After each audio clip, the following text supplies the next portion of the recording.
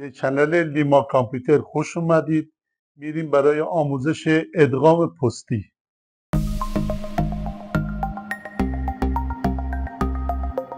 سلام، به آموزش ادغام پستی خوش اومدید.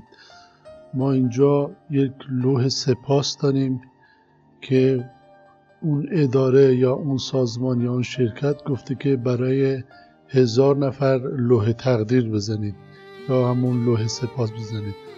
ما اگر بخوایم به این صورت دستی برای هر نفر تایپ کنیم، من حالا اینجا رنگشم آبی میکنم که بهتر بتونید ببینید. تایپ کنم محمد شریفی. اگر بخوام به این صورت دستی من تایپ کنم یا بخوام اینو پاک کنم مجددا بنویسم اینجا حسین حسینی، به این صورت دستی خیلی وقت گیره و کار خیلی سختی هم هست. برای این کار ما میام از طریق ادغام پستی این کار انجام بدیم که هم لیست افراد منو برای همیشه داشته باشم و در کارهای دیگه هم بتونم استفاده کنم، هم لوح سپاسم رو خیلی راحت بزنم. و اسامی رو که تایپ کردم پاک میکنم و از اینجا موقتا مینیمایز میکنم، میام تو قسمت اکسل. اینجا قبلا یه دونه لیست نفرات لوح تقدیر اینجا آماده کردم، اینو باز میکنم به خاطر اینکه زمان آموزش زیاد وقت گیر نباشه. من این لیست آماده کرده بودم. اینجا به این صورت تایپ میکنیم ردیف، نام و نام خانوادگی. اینجوری نفر اولمون محمد محمدی اینجاست و نفر آخرمون کنترل ایند من میزنم حسن کشاورزی تهرانی. مجددا برمیگردیم به نفر اول. ما این لیست به این صورت آماده داریم و میخوایم که لوح سپاس بگیریم و اینجا ذخیره میکنیم. من حالا این میام سیوزش میکنم به همون اسمی که ذخیره کرده بودم، ذخیره میکنم و از اینجا بیرون میام توی اکسل. مجددا توی لوح تقدیرم وارد میشم و تو قسمت میلینگ که این قسمت رو قرار بود من گفتم تو آموزش پیشرفته توضیح میدم، تو قسمت ترفندهای طلایی دارم خدمتتون توضیح میدم. کلیک میکنیم و اینجا select recipients اینو کلیک میکنیم و اینجا use an existing list کلیک میکنیم.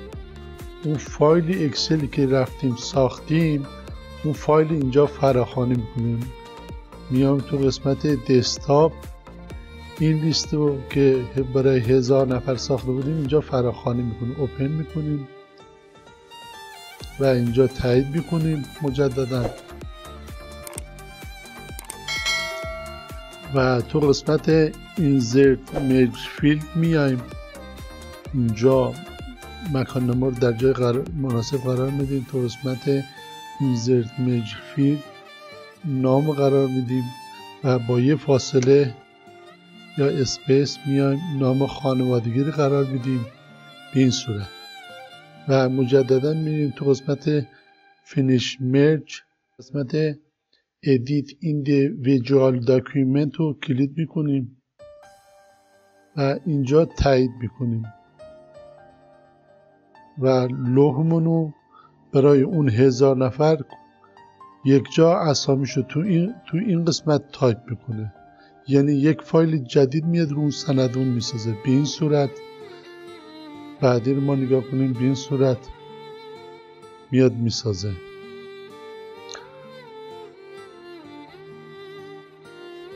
و این نفر اولی بود که تو لیست اکسلمون قرار داشت، نفر اولمون که اینجا نشون میده و با کنترل ایند بریم نفر آخر.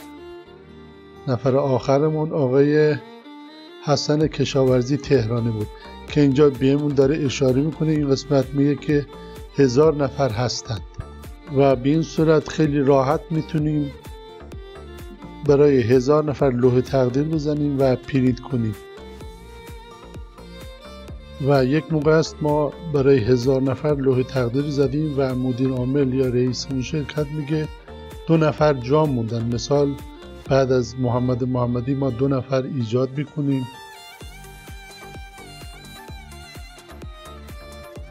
دو تا فیلد ایجاد میکنیم به نام اینجا علی،